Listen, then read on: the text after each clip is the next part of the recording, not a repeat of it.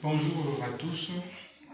Aujourd'hui, nous allons essayer de parler de la paralysie faciale, qui est une forme de paralysie ou une faiblesse de muscles faciaux, généralement d'un côté du visage. Il résulte d'un dysfonctionnement du nerf facial, également appelé septième nerf crânien.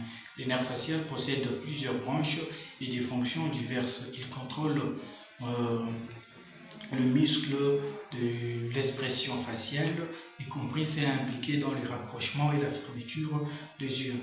Il transmet les influx nerveux aux glandes lacrymales et salivaires, transmet également des sensations gustatives et des tiers antérieurs de la langue. Il existe deux nerfs crâniens, donc un de chaque côté du visage. Généralement, un seul nerf est affecté, donc un côté du visage. Les dysfonctionnements du nerf facial peuvent résulter de son inflammation.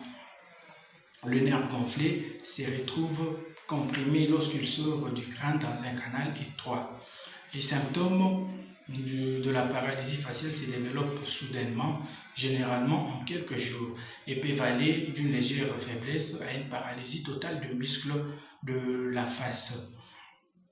D'autres symptômes peuvent inclure un affaissement de la bouche, une salivation excessive, une incapacité à fermer l'œil, une douleur faciale, une distorsion de goût,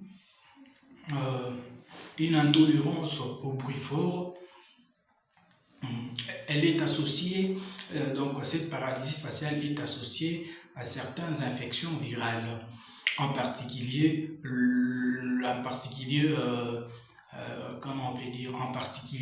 la réactivation d'un virus dormant déclenché par le stress, un traumatisme ou une maladie mineure est souvent considéré comme la cause. Le facteur de risque de la paralysie faciale, nous avons le diabète, l'hypertension, l'obésité, la grossesse, les infections de voies respiratoires supérieures. Le diagnostic repose sur la présentation clinique après exclusion d'autres causes possibles. Le patient présente généralement une évolution rapide des symptômes, atteignant un pic de gravité environ 72 heures après le début de la paralysie. Dans la plupart des cas, une faiblesse musculaire peut être observée au niveau des muscles faciaux supérieurs et inférieurs, y compris le front, les paupières et la bouche. Si la force musculaire du front n'est pas affectée, et dans ces cas, une cause centrale, en particulier un accident vasculaire cérébral, doit être suspectée.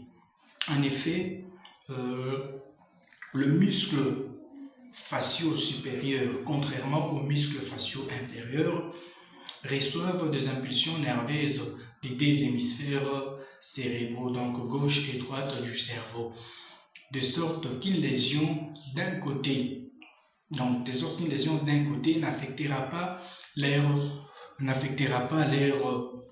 fonction. Un test d'électromyographie peut être utilisé pour confirmer des lésions nerveuses et déterminer l'étendue de la gravité. Les examens d'imagerie médicale peuvent aider à éliminer des causes structurelles,